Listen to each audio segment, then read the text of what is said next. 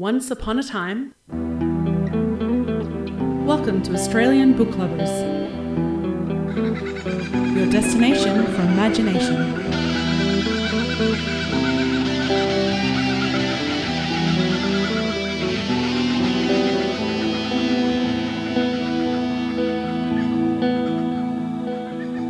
Australian Book Lovers acknowledges First Nations peoples and recognises their continuous connection to country, community and to culture. We pay our respects to elders past, present and emerging, and honour the sharing of traditional stories passed down through generations. We're committed to a safe and inclusive welcome for authors and readers of all cultures and backgrounds, including people of LGBTQIA+ communities and their families. Hello, ABL fabulous listeners, watchers and general partakers of the ABL podcast. Welcome to the latest Writers' Room with two very special guests. As you know, at ABL, our mission is not only about celebrating and sharing fabulous Australian and Indigenous authored books of all genres, try and say that with a glass of wine, with readers around the globe. It's about finding fantastic resources and information for authors looking to write their first or next book. And what better resource than getting into this writer's room with some of those authors and asking them to share their experience. This is episode 129. I'm Veronica Strachan, aka V.E. Patton, author of science fiction, fantasy book, memoirs, picture books. That was a bit of a stumble. Thanks very much. And I'm here today on fabulous Wurundjeri Woiwurrung country in southeast Victoria. I'm the founder, but I've also got a co-host with me who tonight is... Indeed, I am Laurie Bell, science fiction and fantasy author, blogger, reader, short story writer, 100-word Friday fictioneer writer, who knows? And also, yes, as Veronica mentioned, your co-host today, coming to you also from Wurundjeri Woiwurrung country. Fabulous. Introduce our first guest, and it's a toss-up. Who are you going to go with, Laurie? Oh, anybody's dear. looking on screen, they'll see it, but those That's that are true. listening, Well, we have the amazing Lisa Kenway, and I'm going to throw in, we also have the fantastic Dan Kaufman today with us for our crime writing special. Thanks for having us. Thank you. Let me say, do we want to jump straight into one of our bios for our fabulous writers here? Yeah, let's introduce somebody and get started. Yeah. Okie dokie. So Lisa Kenway is an Australian writer and anesthesiast. Did I get that right? See, I should have taken that one as the health person, but you did pretty well.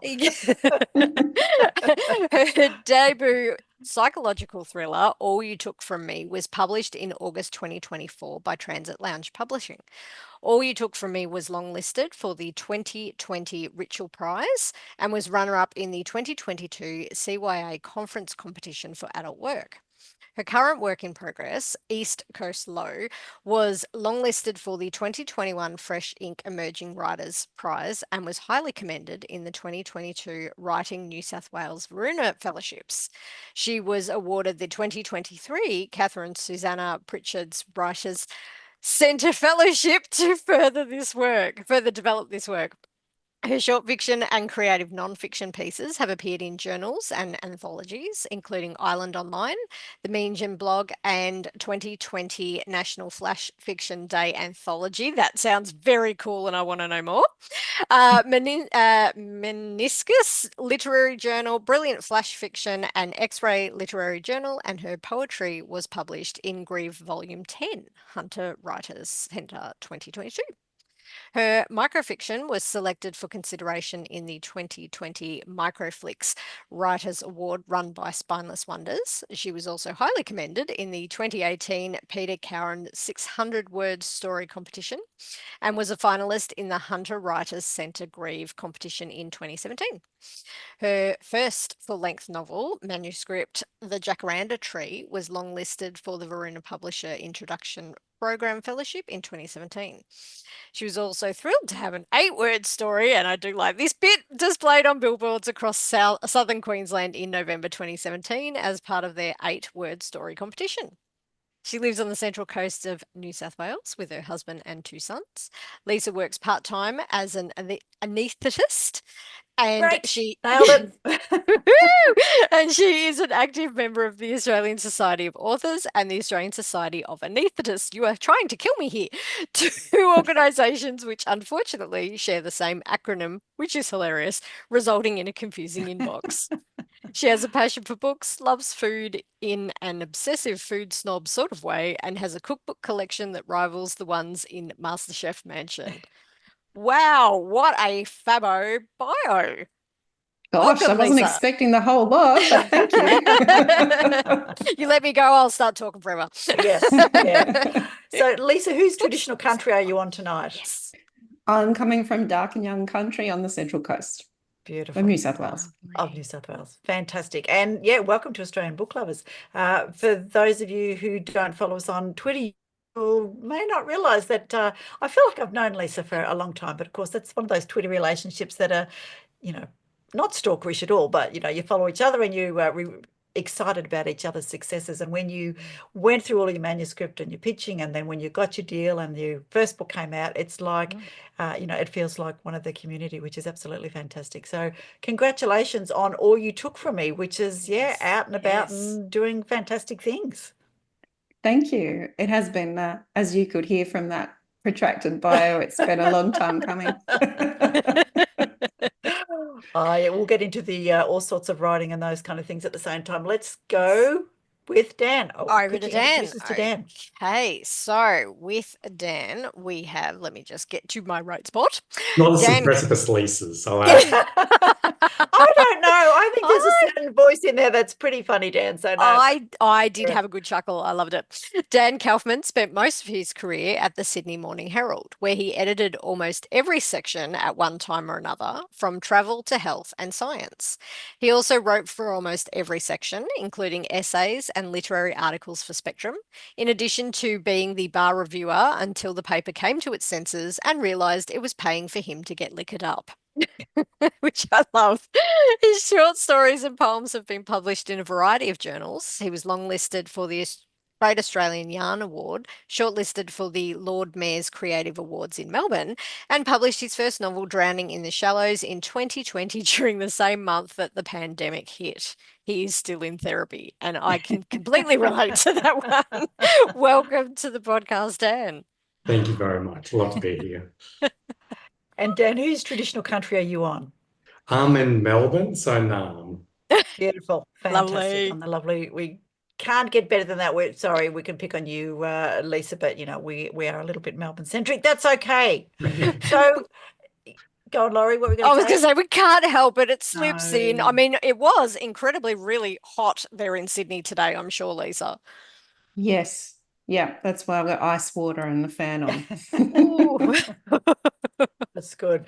All right, I'm going to ask you a question, if I may, because both of you come from different backgrounds, but I'm thinking that, Dan, journalism, very factual, very, this is what it is, black and white, very dry, short, sharp, all those kind of things. And, Lisa, let's face it, filling ops charts and reports and perhaps the odd academic paper and those kind of things, not really creative as such. It's, a little different to then step into fiction and those kind of things. So, Dan, let's start with you. How did you unleash your creative soul and not just do as they did the triangle, the headline and the couple of paragraphs and sell it? Well, although in journalism I did a lot from news writing to features, I did end up working more on features, and I really loved that because there's still that craftsmanship in terms of the writing. And that's really where I fell in love with writing, and I fell in love with it from the sentence level. So to me, the challenge of writing great sentences is the same whether it's feature writing or novels. For me, the really hard bit with a novel was, a novel is a feature is extraordinarily short form. With a novel, all of a sudden I think, holy crap, how can I make this work over, 70,000 words? And it's that narrative that really, it took me a long, long, long time to deal with, and dealing with plot. And to be honest, I was really cocky, like when I was younger, where I thought, well, I can write, I'm a journo. And I realized that actually, no, in terms of plot and narrative. So for me, it took me a long time to get around that. So I've actually been writing fiction ever since I was 18. And as you can tell by my grey hair, that was a long time ago. Yeah, well, you and I both, so we're looking good, Dan. You look like a spring chicken Oh, compared. so kind. Look, I've been writing fiction ever since I can remember, ever since I was a journo, but they were all such failed monsters that none of them saw the light of day until 5 years back with my first novel. Fantastic. Wow. Lisa, what about yourself? How do you turn off that factual brain and turn on the creative? Yeah, it's interesting. I've had people ask me the whole left brain, right brain thing, assuming that I'm one thing, but I'm not just one thing. If I think back to when I was a child, I mean, I've always been a reader, mad reader my whole life. And when I was a child, I would write poetry for fun. I roped my sister into making a newspaper for the family that only had one issue because the other journalist wasn't pulling her weight. So I was at it quite enthusiastically. I loved reading and writing as a kid. And then at some point in high school, I had to make a sensible decision, which way to go. I was a bit of an all-rounder, and I decided I wanted to be a doctor in about year 10. And that, at that point, really required shifting to maths, science path and putting English on the, side, off to the side for a little while. Yeah. But I kept reading. I kept loving stories, but I just wasn't writing any myself because I didn't have time for about 2 decades, I'd say. Yes. So yeah, medical degrees, study faculty involved, yeah. training, establishing work, Time, and what's all that? of the small family stuff. And then I hit my 40s and I had on paper everything that I thought I wanted. I had a career that was really rewarding. I had a family life that I loved. I had a couple of kids. They were just starting primary school and we'd renovated a house and it was all perfect, except that it wasn't, because I needed something creative in my life. And that's when I recognized that there was more than that science, maths part to me, that I actually needed the creative side fed as well. And so that's probably about 10 years ago. I started the hobby. It was just something for me, and then it sort of grew from there. Fantastic. Takes a little while to find your voice. Yeah, it does. And to learn how to do it, it's a craft. You can't just expect to be good at writing fiction straight out. I mean, maybe some people are, but I certainly wasn't. No, I think there's not too many overnight successes, and it does take a little while to retrain your brain to be that way, for sure. Laurie. Well, I was going to say, let alone the length of time it takes to write a novel. So with both of you, and Lisa, I'll start with you since we're already here. How long did it take you to write your novel? Yeah, that's a good question. I started thinking about this one in 2017. And, after a few months of umming and ahhing and putting things together, I started as a NaNoWriMo project at the end of 2017.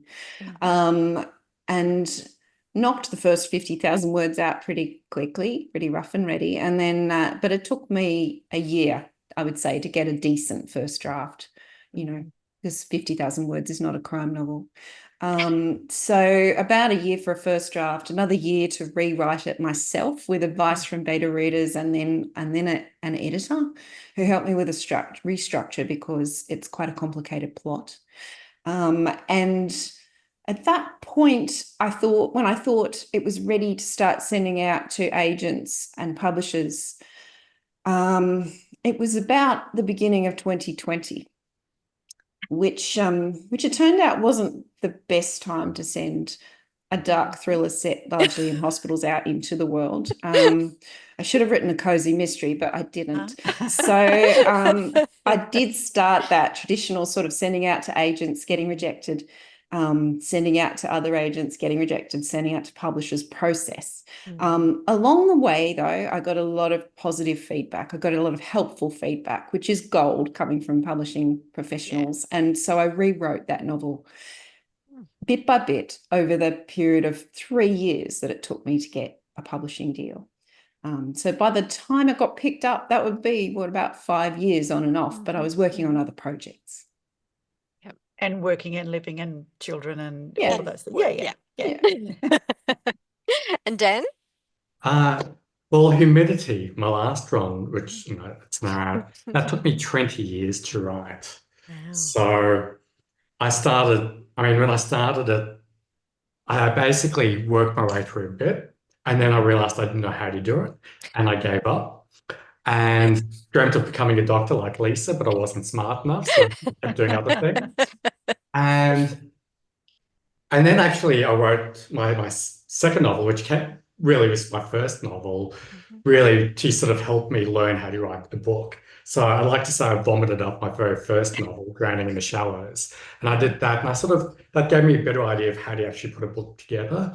And I thought, right, I'm ready to go back to Humidity, which is always really for me, my love. So yeah, 20 years is the short answer. And I kept going back over it and over it and over it. And after 20 years, the characters to me are real in my head. And I got to the point where I just knew exactly what they would do, how they would do. To me, it's a parallel world. Yeah. Fantastic. 20 years with them, that is a long time. Yeah. And I just kept going over and over and yeah. And finally, I went, okay, it's done. Yeah. Time to go out the door, offer it to the world. Yeah. Yeah, beautiful. All right.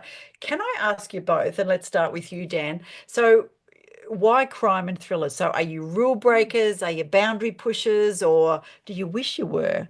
Is there any dark secrets in your life that you need to share with the listeners tonight? The funny thing is, I had two people you know me read the book, and they both said, where the hell did he come up with that stuff? And they were serious.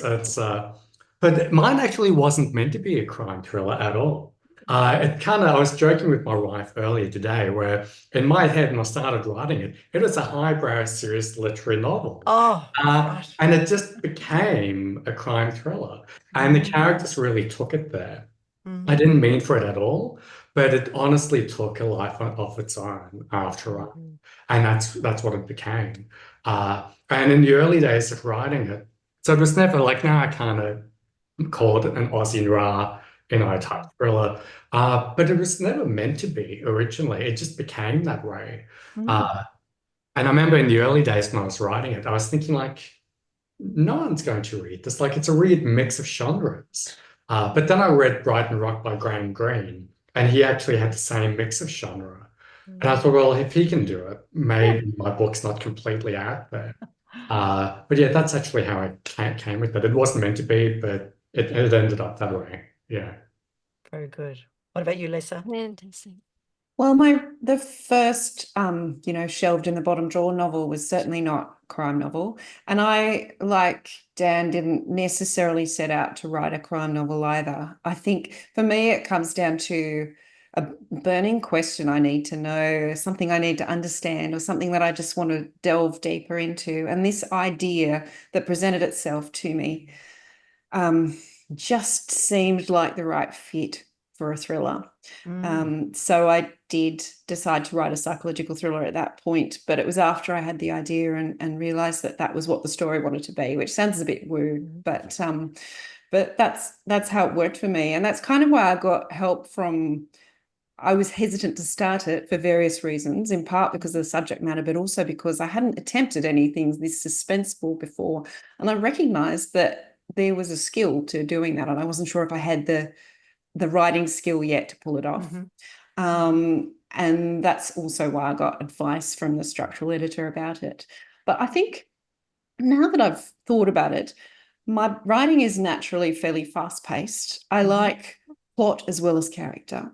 And I think that crime novels, although they're sometimes, genres sometimes looked down upon by people who favor more serious literature, I think it offers a really accessible way, an enjoyable way, a page-turning, suck-you-in sort of way to explore big issues. Really, really meaty issues about society and human nature, and to do it in an entertaining way. And so, I'm kind of hooked now. I think this is what I'm going to be doing for a little while. Yeah, fantastic. All right. Probably a good time to share the blurbs of your books or your latest books with everybody. So this is the blurb for All You Took From Me, which is Lisa's psychological thriller. Set in the Blue Mountains and a Sydney hospital, Lisa Kenway's All You Took From Me is a thriller brimming with great characters and nail-biting tension.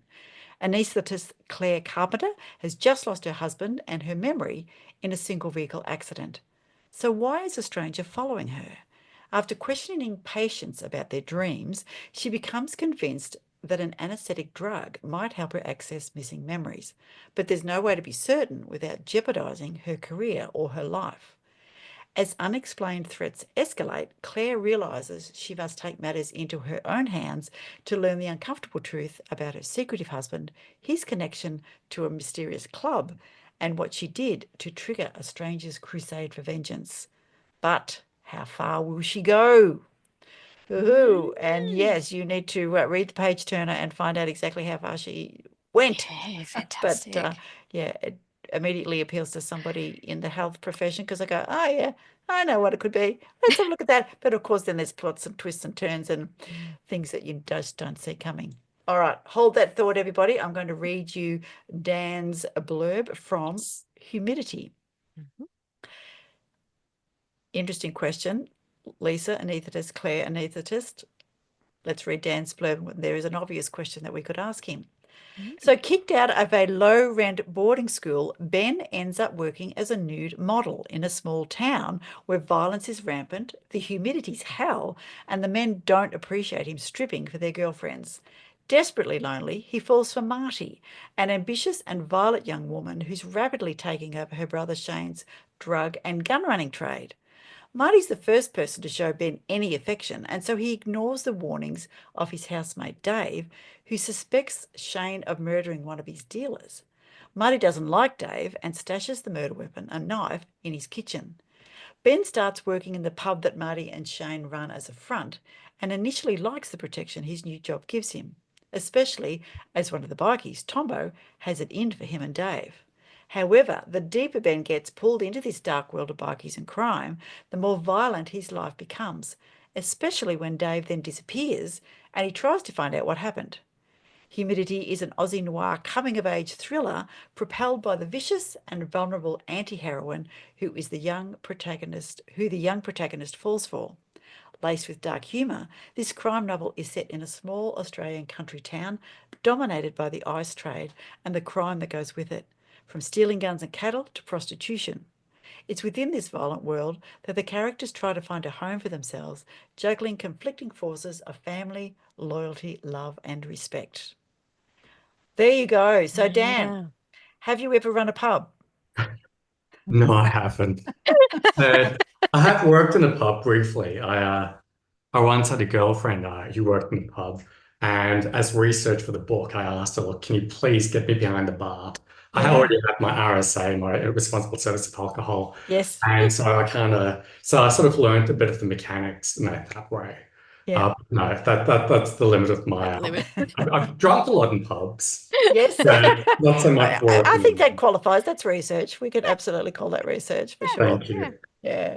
So we've done the blurbs. Tell us a little bit about the inspiration. So where did Humidity 20 years ago, where did it first plant the seed in your brain?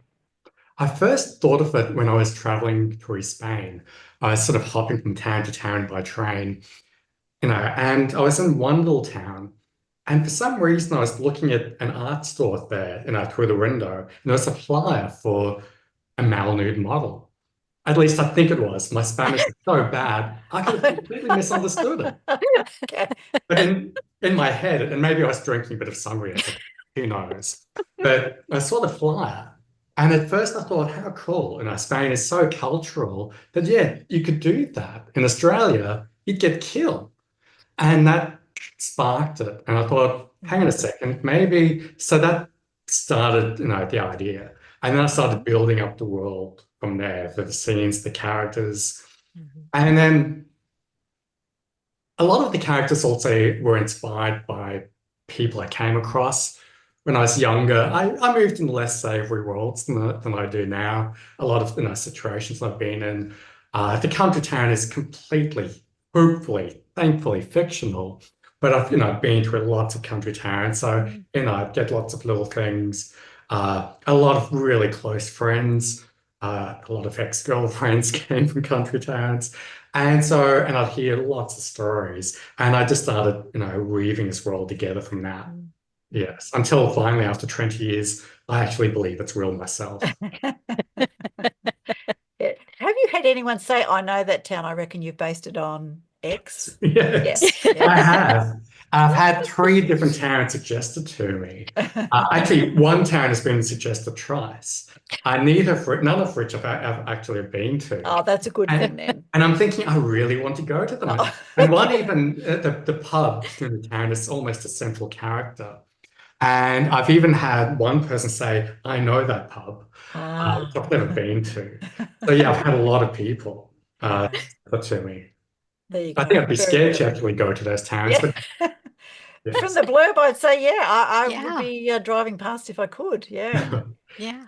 All There right, are lots of Lisa. lovely country towns in Australia, but the one in my book Yes, is not one of them. that's right. I live in one, so that is absolutely fine. I believe it. Lisa, tell me the inspiration for All You Took From Me. What was the spark for you? Yeah, I will. But first of all, I will say also that my fictional hospital, I've had many people think that it's their hospital. Really? So yes. I must admit, I did wonder. I've done some work with the New South Wales Hospital. So, I wonder where she's. No, that's all right. Yeah, it's a fictional blend, but everybody sees their own in it. Yeah. So I came up with this idea when I was sitting in an anesthetic conference, and I was in a session about monitoring depth of anesthesia and different levels of anesthesia, and it just occurred to me that although we understand how drugs work at a cellular level and how each one does its thing, we don't really have a good grasp on how all of our anesthetic drugs come together to affect consciousness and why and what exactly happens to the mind when you're under anesthetic. It's kind of almost a philosophical question because you could never find out the answer, but it's a really interesting one to explore in fiction. So I started to think about the possibilities, the different levels of anesthesia, that it's not just a binary asleep, awake. There's other planes of anesthesia in there. And under anesthesia, a percentage of patients can actually respond to commands or questions and have no recall of it afterwards. Wow. And that's something that they've sort of coined connected consciousness. And that idea, which was brought up in that lecture, also got me thinking about the possibilities to use those sorts of concepts in fiction. And I just took it from there. I thought I'll have a protagonist who's an anaesthetist who's lost her memory, which would be kind of terrifying for somebody who likes to be in control and who makes a living giving drugs that affect other people's memories. And use that as a starting point for her to start to think about all of these possibilities and whether she might be able to explore them under pressure. Yeah. Fantastic. Yeah. Wow.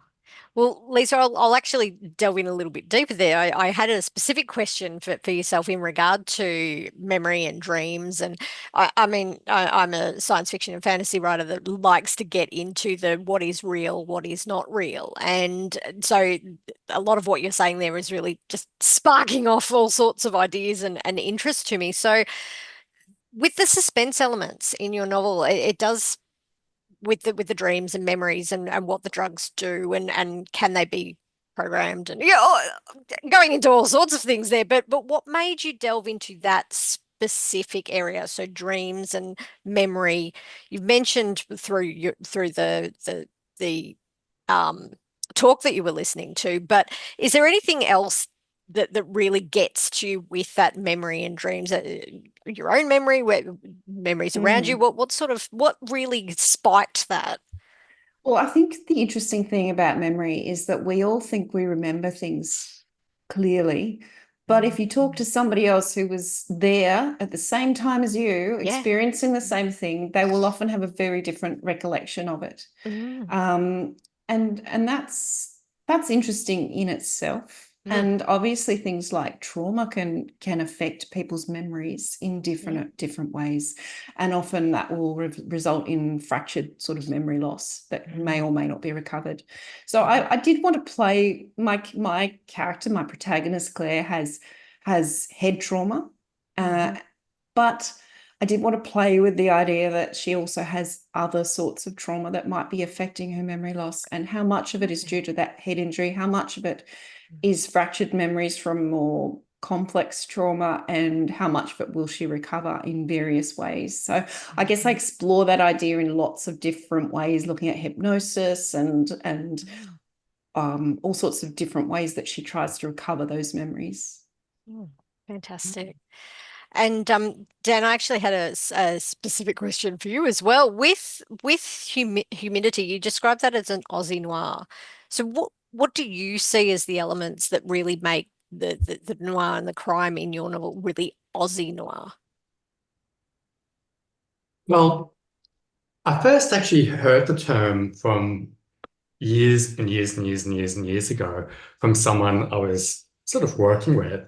And she said, it's Aussie Noir. And I went, I'm going to steal it, thinking I had this great term that I coined. And of course, I don't think I did. But to me, it was Aussie Noir, and that there's this element of darkness going throughout the book. I mean, the book is meant to be fast-paced and lively and an enjoyable read, to be honest. Even though in my head it's kind of like James Joyce. It isn't. But Graham Greene, James Joyce, tickets on himself. Sounds good. All for a genre crime thriller. But there's always been this darkness through it, and even some kind of Aussie goth elements I'd almost put in it. So that's sort of where it came up with. I was also a little bit inspired by the early detective novels of the 1920s. Authors such as Raymond Carver. I even said it right. Maybe I've had too much beer today. But where the idea is, even though he was writing genre novels, they're beautifully written, absolutely beautifully written. And you have that argument that you shouldn't even differentiate a book by genre. It should simply be, is it well written or badly written?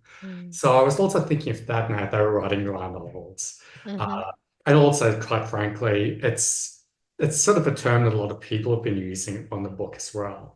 To me, I could use so many different terms to describe it. But I think it's definitely Aussie. There's definitely darkness to it, hence the noir. I just like the sound of Aussie noir. But there you go. Let's make it happen. I'll just say it, but it's Aussie noir. Love it. Fantastic. Yeah. Can we go then a little more deeply into that? So crime and thrillers often kind of expose those dark corners in the human psyche or the human condition or society. So is there anything in particular or an area that you feel like you've explored well? And is there any aspect that really gets to you? Dan, you were saying your friends are going, how could you write this? And that obviously there's violence and crime and, a lot of things happening and it's dark. You don't particularly look like a bloke who's going to stab me in the back or, roofie my drink or whatever. Who knows? But tell me, what parts of that human psyche were you exploring in Humidity?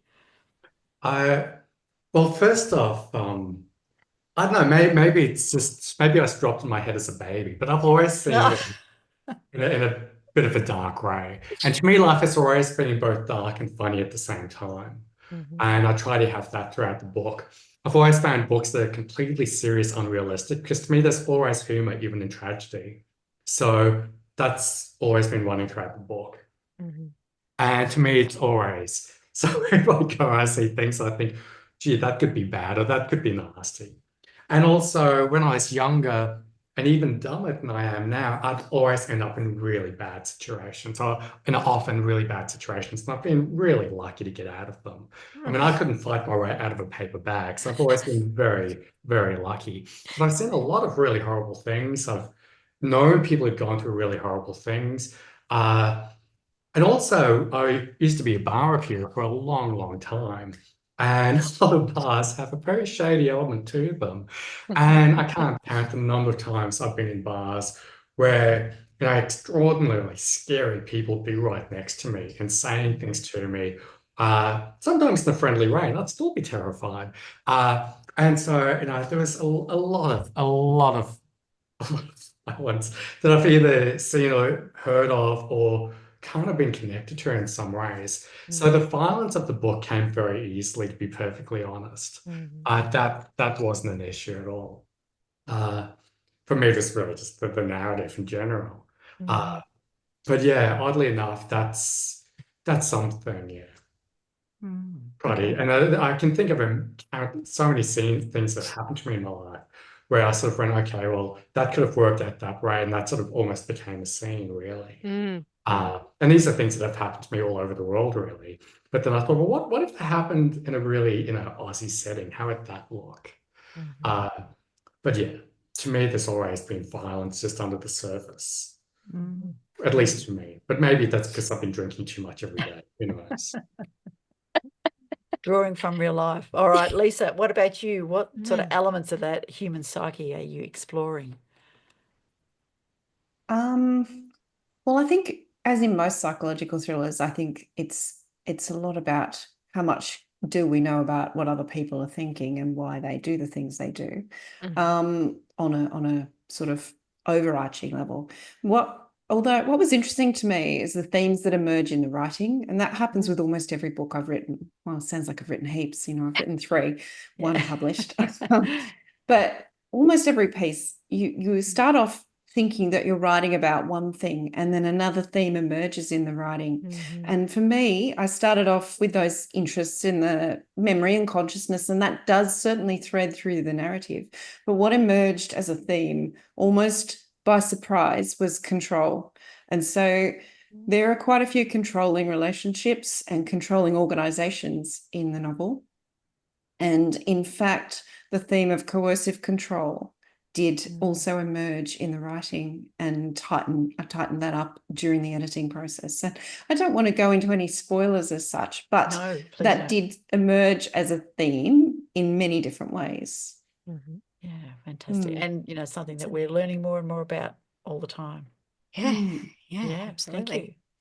Laurie. Well, so the big thing with crime novels, I think, is that when you're plotting the story, you almost need to work in reverse. So you have the killer, you know what they did, why they did, how they did it, and then you work back, where are the clues, where are the plot points, where are the red herrings going to lie, as you work your way through with the structure. Now, you've both talked about restructuring and working on the structure of your novel. So, Lisa, what really got to you with the restructures that you were doing? What were you needing to focus more tightly on in regard to building that suspense and building that thriller side?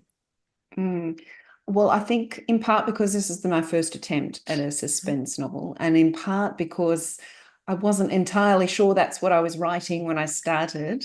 I did have to retrofit a lot of those elements that crime readers expect. So I had already written several drafts of the manuscript when my editor at my publishing house pointed out to me that there were certain elements that probably needed to be ramped up or worked on to appeal to the sort of readers that are going to pick up a crime thriller. So for me, that was the twist needed to be a little bit bigger. And so that then played into the ending, which needed to change a little bit because of that. Of course, you change something like a twist, you need to go back and change things the whole way through. But then the other interesting thing was the number of misdirects and red herrings. I just needed to create a few more of those, and found that I could do that by retrofitting them. So as much as I think it would be a whole lot easier if you figured all that out before you wrote it. It is possible to do it after the fact. You just have to go back and feed in the clues, after the fact. Yeah. And Dan, how about your crimes? Were they all worked out prior to pen to paper? Oh, no. Lisa, I'm going to steal your phrase, retrofit. I love it because I did a lot of that. And for me, I really wanted, it sounds silly to say this, but I wanted this to be realistic in the way that everyone behaved, what they did, all the stupid things that they did. Because I always hated when I watch something, I read something, and the characters just seem smarter than they ever would be in real life, or more in control than they ever would be in real life. And so the whole plot and all the different elements, I wanted to be human and filled with, I'm trying not to swear on your podcast, mess ups. Thank you. Filled with mess ups. And so that was sort of, so that was always my idea. But yeah, my initial plot line was still too simple, too short. I had an agent, he had the book for 5 years, and he at one point said, you got to make it longer, because my book is originally only 50,000 pages. Wow. You got to make it longer. And so that was the extent of the advice.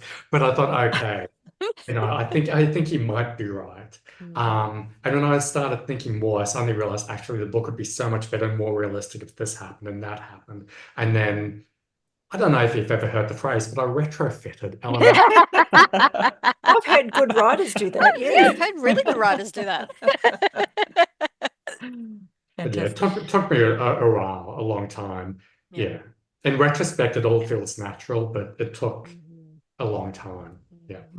I will Think actually, I about don't know how writing. many, you've probably got a lot of writers who listen to this. I will say that the editor gave me a really useful exercise when I was trying to do that. And that was to make a list of all the characters, even the minor ones. And once I had that list, think about whether any of them could be used to be red herrings even for a chapter or two. And that did open up a lot of possibilities as far as the plot was concerned and subplots as well. So I mean that's a little writing exercise that I've used since then as well. That's great. That's fantastic. really good. Good advice. Yeah. So, most helpful writing advice that you've ever been given, Dan? The most useful advice I've ever been given is write what you're passionate about. Don't write something just because you want to be a writer. Don't write something because you think it'll sell. Just write what you genuinely would want to write and what you would want to read. I'm not sure if it's good advice for people to follow, but I like the advice because I hate reading things that to me feel like it's just been cobbled together to sell. For me, Humidity was very much a passion project.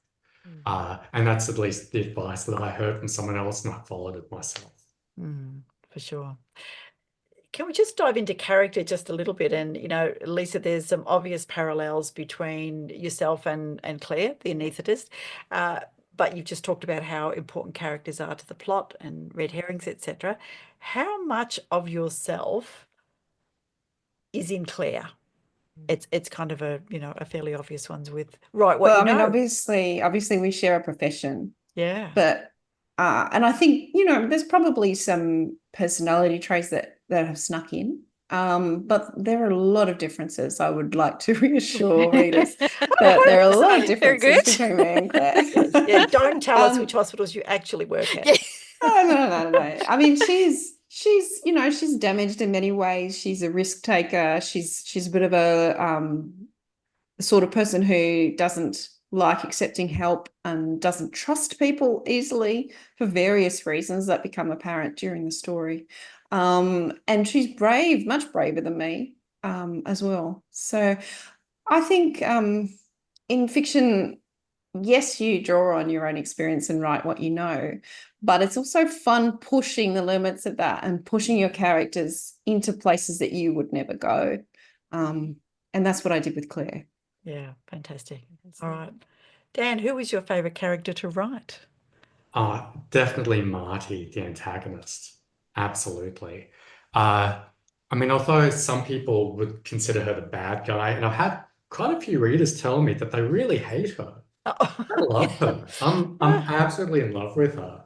And I loved writing all the characters, and I'm not just saying that. I genuinely loved all the characters, and to me they were all their own people.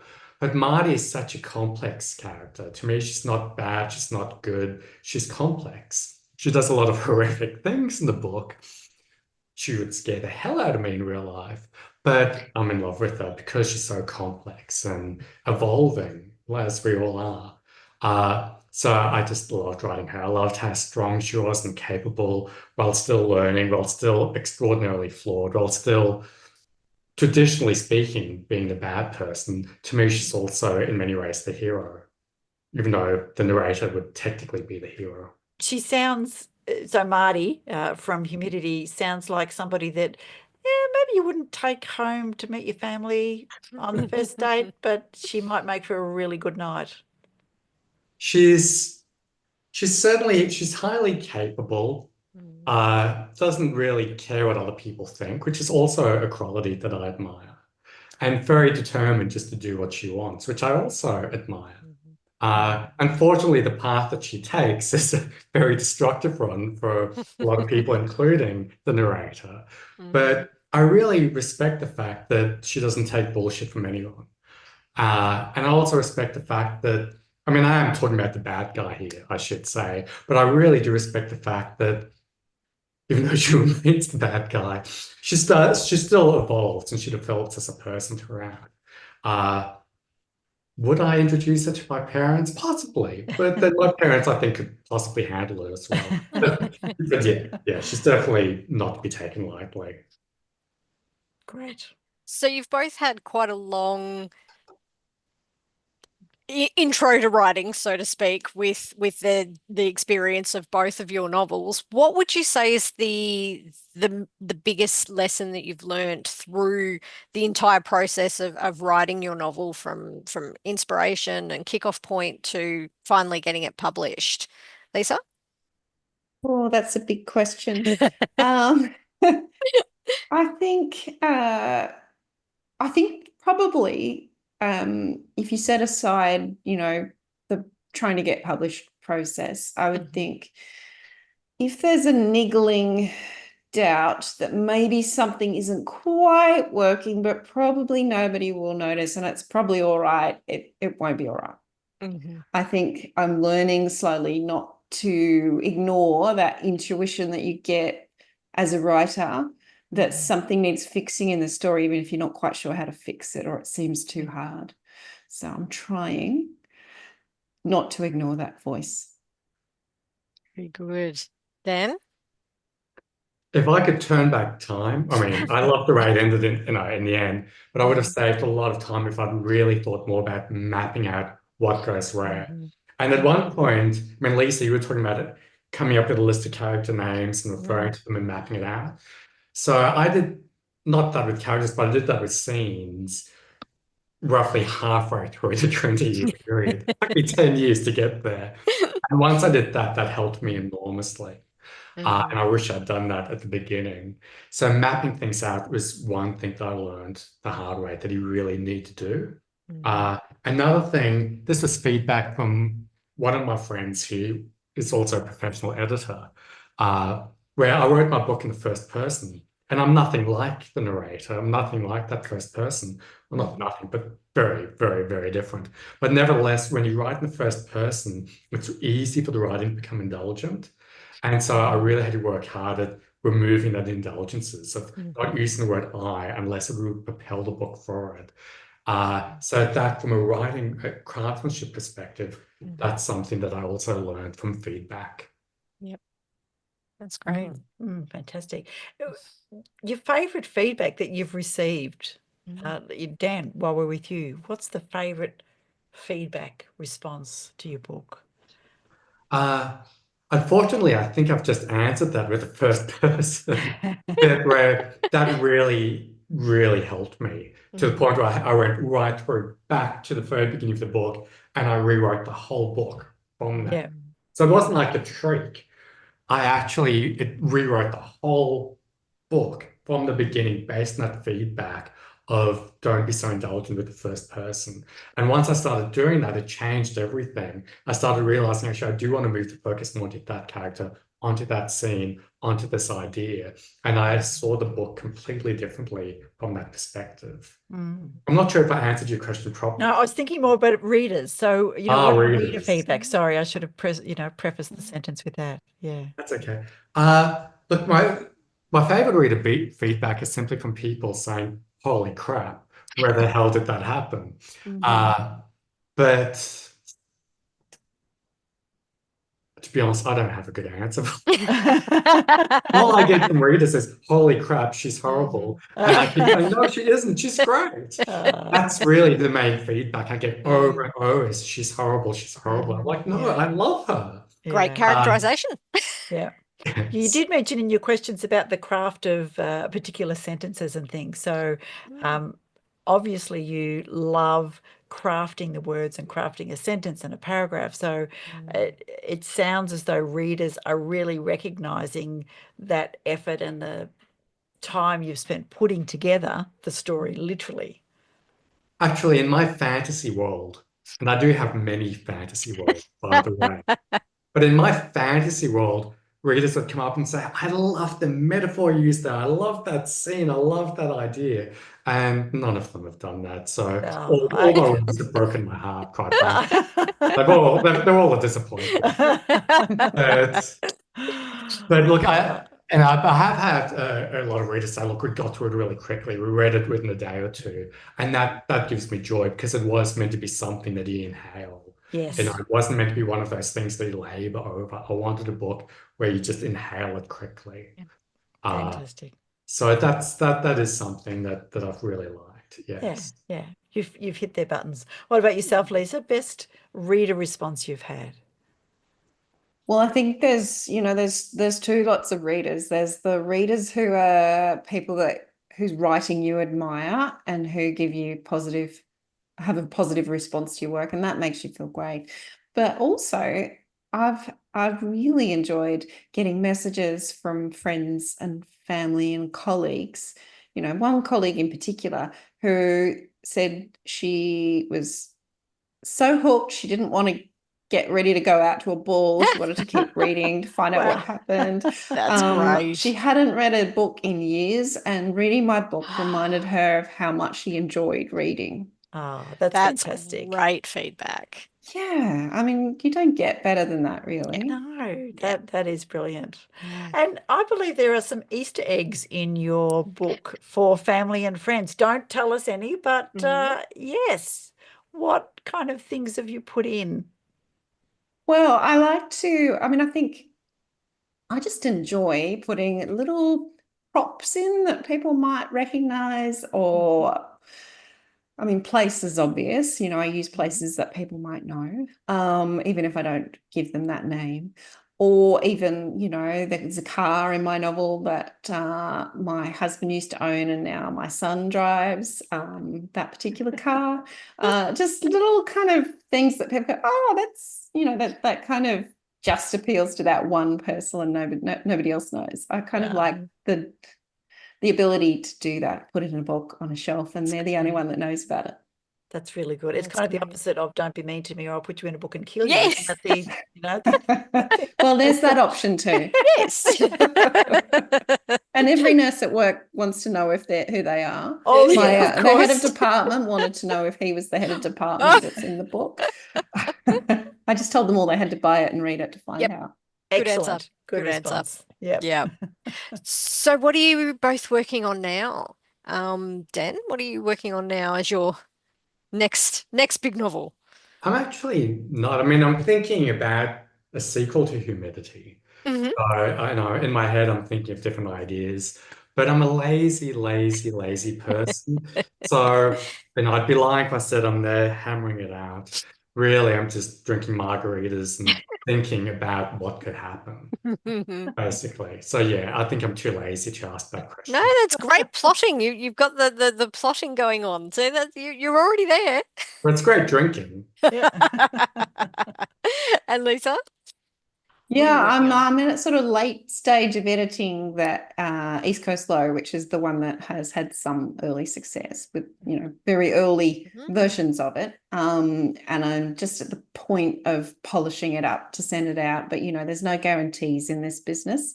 But there's another idea that's just starting to form in my head. So I'm hooked, for better or for worse. Good. We need more. We do. We need more because, I will admit that crime is up there. They are the best books also for audiobooks. It's very hard to listen to other books, whereas crime, I can listen. I do lots of driving between hospitals and it's, I love a crime one. Sometimes I might sit in the car park and just wait until I finish the end of the chapter, but that's all good. So the best place to find you, Dan, where do people find you and Humidity? I was going to say in a good bar. Well, I'm thinking that would be a great one. Yep. I'm thinking of, it was a Jack Irish in the in those books, he was always in a bar, wasn't he? That detective, yeah. But Amazon's the best place to get my book, and I have my website dankaufmanbooks.com. So those would be the best places. Fantastic. And let me ask you the loaded question: why should people read Humidity? because it's the best damn book, other than Lisa. But I'd like to think it's a different crime thriller than perhaps people are used to, and it's written perhaps in a different way.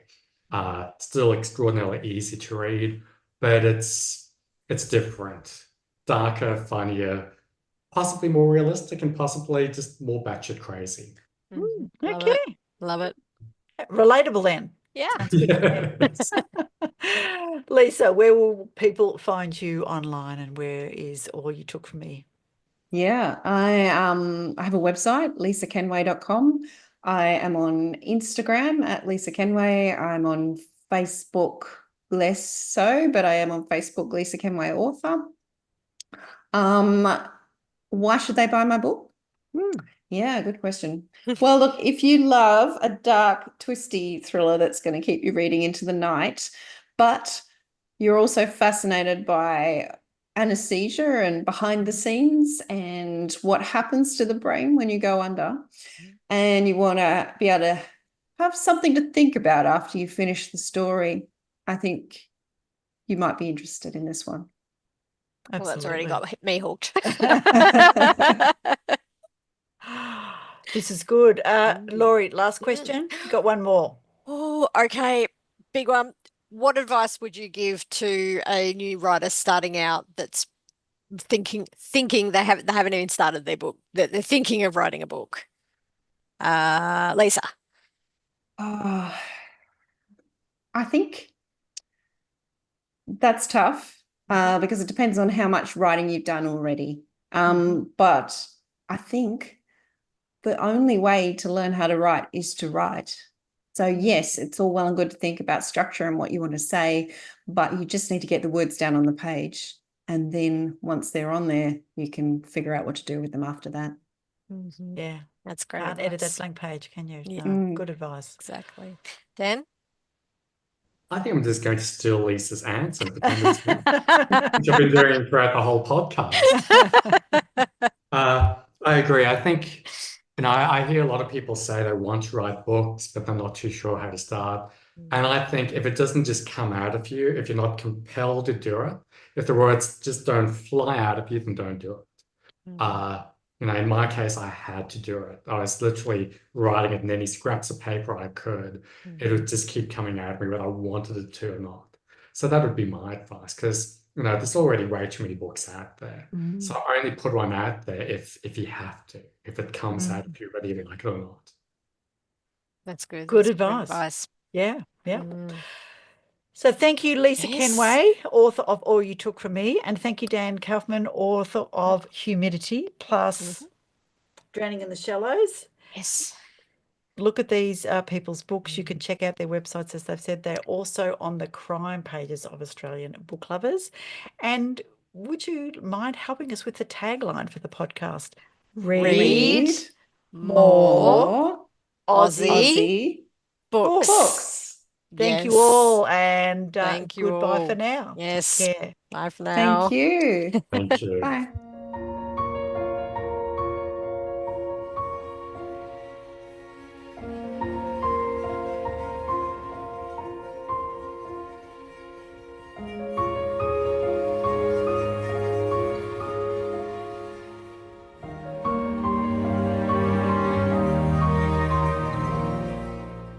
All You Took From Me by Lisa Kenway. A brilliant debut from an Australian author worth watching. And I've been watching and waiting for this book for quite a while, in a non-creepy sense, of course, only on social media. Kenway has cleverly wrapped this tense psychological thriller in the calm of the beautiful Blue Mountains and the chaos of a busy Sydney hospital. It struck me as the perfect alternatives to match the main character, Claire Carpenter's, initial piece of memory loss with the sharp and unexpected discord that accompanies her new reality. Unexplained threats from strangers, odd conversations with friends, and an elusive past that's no longer being seen through rose-coloured glasses are just some of the twists and turns to keep you guessing. The story prose is spare and sharp, zipping you through the mind of our amnesiac anaesthetist as she struggles to make sense of what happened, flouting medical and legal codes to get to her truth. The action-packed plot will have you turning the pages as quickly as you can. It certainly did me. And as the pace cranks up, Claire's thoughts and behaviour get messier and more mesmerising. Even the reader doesn't know how much is truth and how much is delusion. Her mistrust and assumptions throw her into all sorts of strife as she crosses her own moral and ethical lines over and back. Love the detail of the setting, the absolute plausibility of the plot, and the execution of a stunning climax. And the ending, well, enough said. Kenway weaves a fantastic tale. Can't wait for the next one. Let's meet again, where magic happens.